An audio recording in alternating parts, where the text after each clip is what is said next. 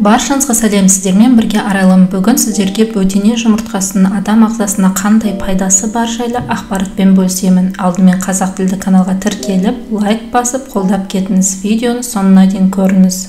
Мамандардың мәліметінше, бөдене жұмыртқасы биологиялық құндылық жөнінен тауық жұмыртқасынан 5 есе озады.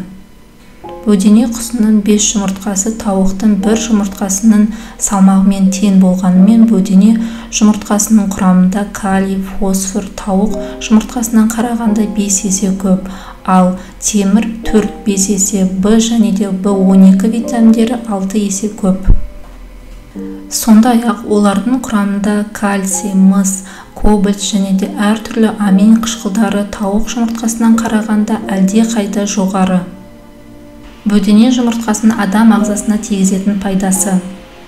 Дала құсының өнімімен қоректенетін жанның түрлі ауру сырқауға қарсы тұратын дәрумендері артып, жүрек қан тамыр жүйесінің жұмысы жақсарып, ас қорыту мүшесінде жұмысы жақсарады.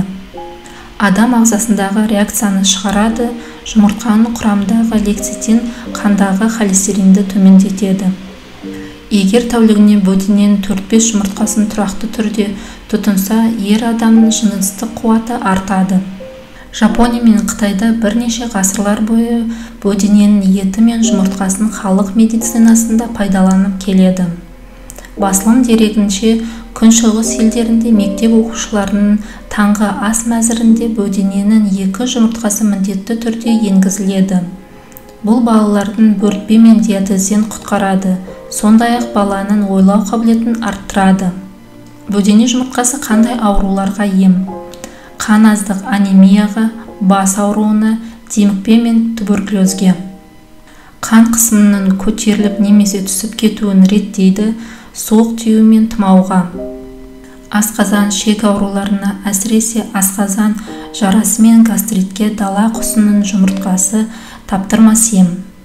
Бүгінгі ақпарат сіздерге пайдалы немесе қызықты болса, лайк басып, қолдап кетіңіз. Видеоны соңына дейін көргендеріңізге рахмет. Сіздермен болған Арайлым, қош сау болыңыздар.